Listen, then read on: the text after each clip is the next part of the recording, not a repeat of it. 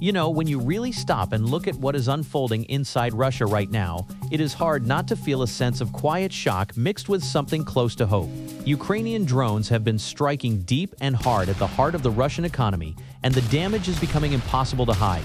Warehouses belonging to Ozon, Russia's second-largest online marketplace, have gone up in flames in places like Krasnodar, Dagestan, Stavropol, and Adygea, and that follows similar fires in Samara and Orenburg. Workers were injured, hundreds had to be evacuated in a hurry, and operations at those sites are now suspended. This comes after weeks of systematic attacks on Wildberries, the country's biggest retailer, where Ukraine says it has already knocked out 15 of the largest logistics hubs, because those places were moving dual-use goods that help keep the Russian military supplied.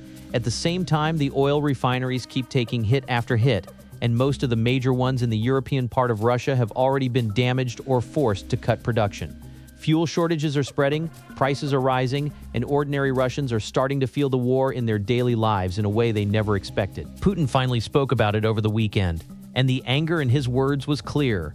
He said Ukraine has opened Pandora's box by going after economic targets, and he promised that Russia will now strike Ukraine's most sensitive economic sectors in return. Those are serious threats, and the danger of further escalation is real. Yet the warehouses are still burning, and the economic pressure on Russia is only growing stronger by the day. Meanwhile, in Kiev, it was Flag Day, a moment that always carries deep emotion for Ukrainians, and President Zelensky used it to speak straight from the heart. He told his people to keep fighting with everything they have, and he made it plain that Ukraine urgently needs more missiles, especially the interceptors that can stop ballistic attacks as winter draws closer. He is specifically seeking around 300 additional Patriot interceptor missiles for the coming winter, because without them, the cities and energy systems will be far more vulnerable. On that same day, he met with Keith Kellogg, the former American Special Envoy, who had traveled from Odessa to take part in the Veterans Forum.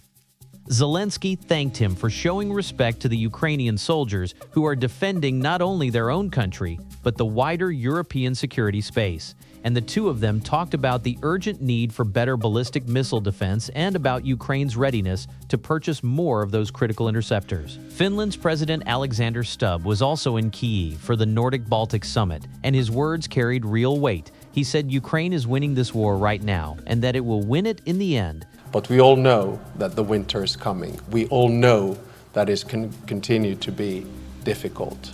But whatever happens, be sure you will win, you have won, and we will continue to support you. Slava Ukraini. Beyond the new air defense packages and energy support for the winter, Ukraine and Finland have now agreed to develop and produce drones together in Finland, combining Ukrainian combat experience with Finnish technology so that the weapons can reach the front more reliably. Norway's Prime Minister Jonas Gahr Store stood alongside them and announced that Norway will maintain its support for Ukraine at roughly $9 billion in 2027. The same strong level as this year. That commitment is backed by every party in Norway's parliament and will cover military, humanitarian, and financial assistance based entirely on Ukraine's own priorities. The two countries are also set to sign a declaration on a long-term strategic partnership, a signal that this support is meant to last. Winter is coming, and that reality is pushing everyone into higher gear. NATO is preparing, the European Union is tightening sanctions further, and the overall level of activity on every front is rising. Britain has been one of Ukraine's steadiest supporters with funding, technology, and drones, and that help has clearly angered Moscow, after reports confirmed that British-made drones had been used for strikes deep inside Russia. The Russian embassy in London warned of consequences. Now Russia has withdrawn its ambassador, Andrei Kalin, without naming a replacement, and bilateral relations have sunk to their lowest point in years. Yet Britain is not stepping back. Prime Minister Andy Burnham is visiting Ukraine with a concrete plan to support long-range missile production, and both the United Kingdom and France will now permit Ukraine to manufacture the Storm Shadow and Scalp EG cruise missiles domestically.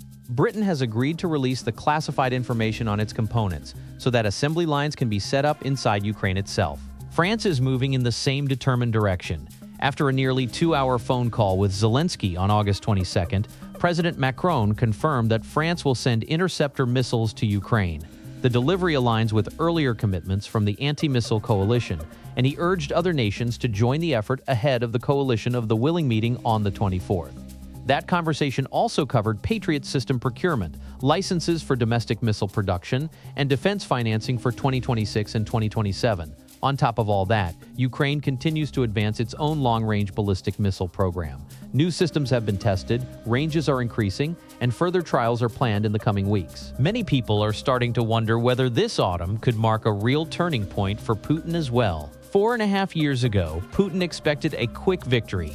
Today, his economy is under direct pressure, his logistics network is being dismantled piece by piece, and the countries around him are deepening their support for Ukraine instead of walking away. Ukraine is still standing, still striking back, and still asking for the tools it needs to keep going. There is a quiet determination in all of this that feels different from earlier phases of the war. Winter is coming, and there's this popular saying which reads, "Never attack Russia in winters." But this winter is surely bringing in fall, the fall of Putin. What do you think about all of this? Do you see this as the moment the war begins to shift for good? Leave your thoughts in the comments, and if you want to keep following the real developments as they unfold, please subscribe.